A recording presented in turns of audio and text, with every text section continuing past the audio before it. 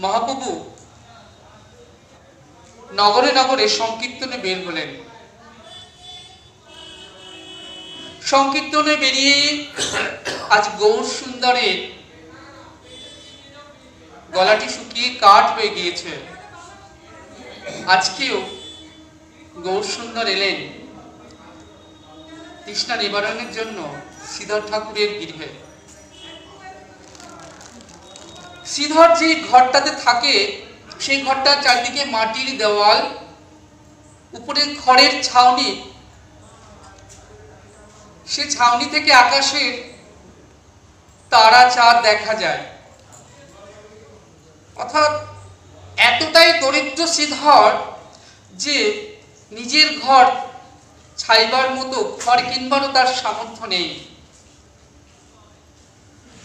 মহাপ্রভু শ্রীধরকে ডেকে বললেন, শ্রীধর, এখানে তো অনেকে চণ্ডী দুর্গার পুজো করে বেশ সুখে আছে। তুমি যে প্রতিনিয়ত বিষ্ণু বিষ্ণু বলো, লক্ষ্মী নারায়ণের সেবা করো, তবে তোমার এত দুঃখ কেন? শ্রীধর বললেন, ঠাকুর,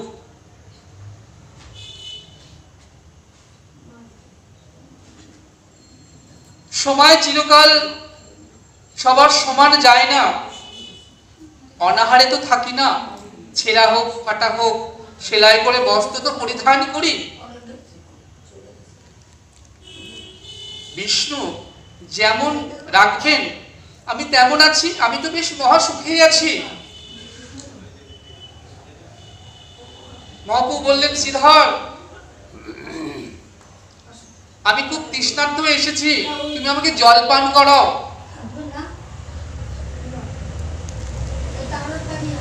শ্রীধর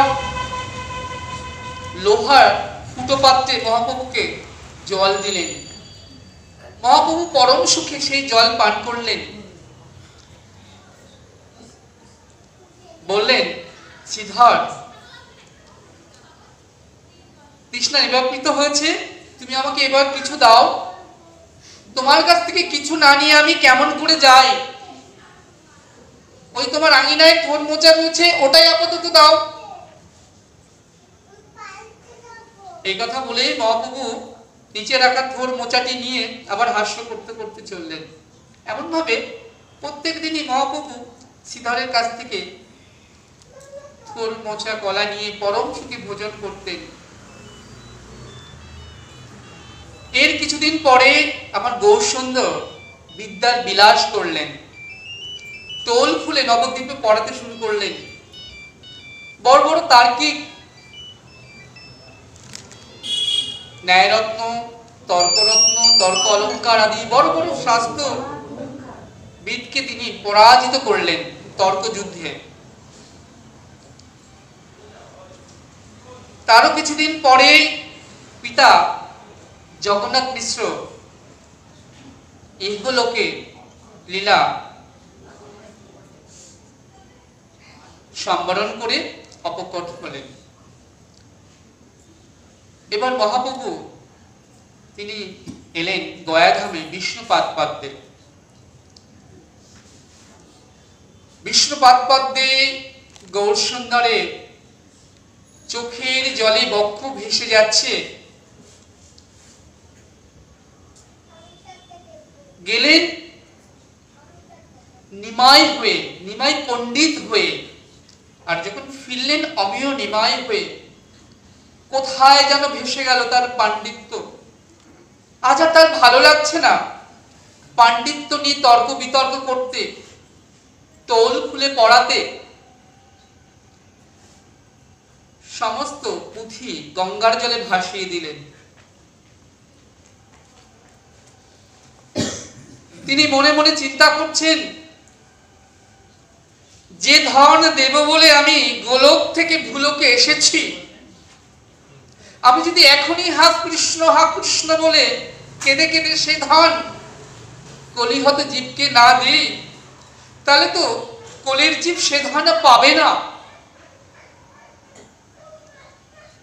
তাই এখনই আমাকে হা কৃষ্ণ বলে কেঁদে জগজীবকে কাঁদাতে হবে। সেই অপ্রাকৃত প্রেম ধন দিতে হবে, কারণ প্রেম ধন দেবার মালিক তো আমি। আমি যদি না দিই তাহলে জগতের জীব সে ধন পাবে কেমন করে? তাই কি করলেন?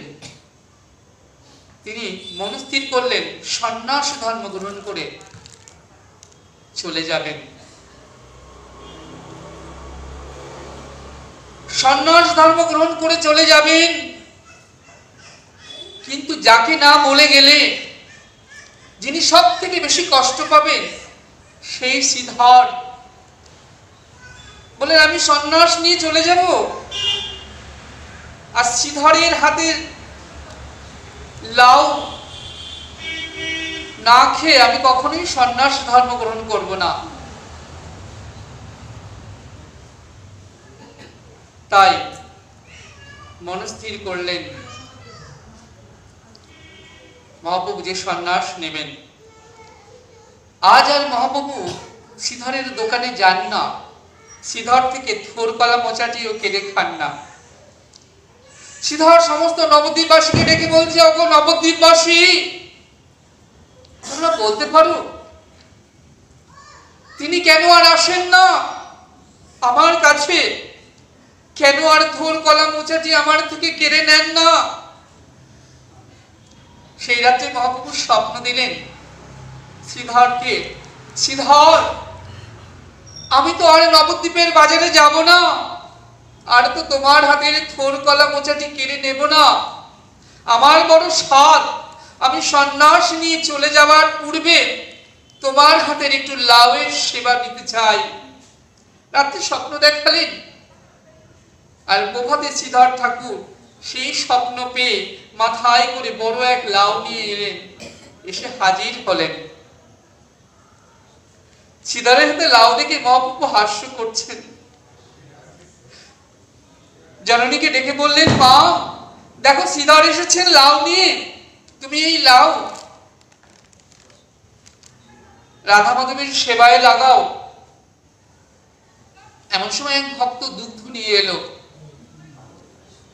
অমনি সচিমা কি করলেন, দুগ্ধের সঙ্গে লাউকে দিয়ে লাউয়ের পরমান্ন রান্না করলেন, অর্থাৎ লাউয়ের পায়েস রান্না করে দিলেন। সেই লাউয়ের পায়েস ভগবানের ভোগ হলো। মহাপ্রভু সেবা পেলেন, শ্রীধর আদি সমস্ত ভক্তরা সেবা পেলেন।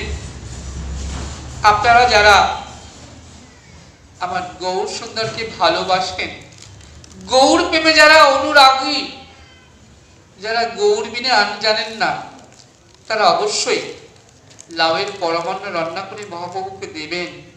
থোর কলা মোচা শাক পাতা মহাপ্রভুর সেবায় দেবেন, মহাপ্রভু বড় প্রসন্ন হবেন।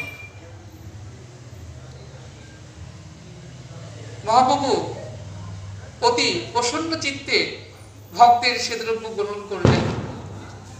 আজ মহাপ্রভু চলে যাবেন সন্ন্যাস ধর্ম গ্রহণ করে। পৌষ সংক্রান্তির রাত সমগ্র নবদ্বীপবাসী সেই শীতের রাত্রে ঘুমিয়ে আছেন।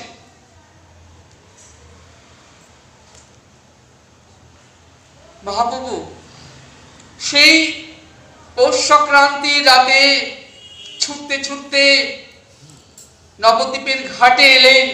সেই ঘাটটার নাম হৃদয়ার ঘাট। আপনারা যারা গিয়েছেন জানেন, আজও আছে সেই হৃদয়ার ঘাট। সেই হৃদয়ার ঘাটে এসে মহাপ্রভু দেখলেন ঘাটে কোনো মাঝি নেই খেয়া পারাপার করবার জন্য। মাঝি মাঝি বলে ডাকলেন। বৃন্দাবন দাস ঠাকুর বলছেন, কি মিষ্টি লীলা!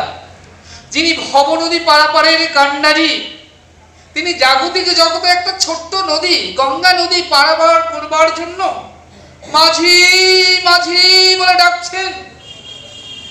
কি মিষ্টি না লীলাটি!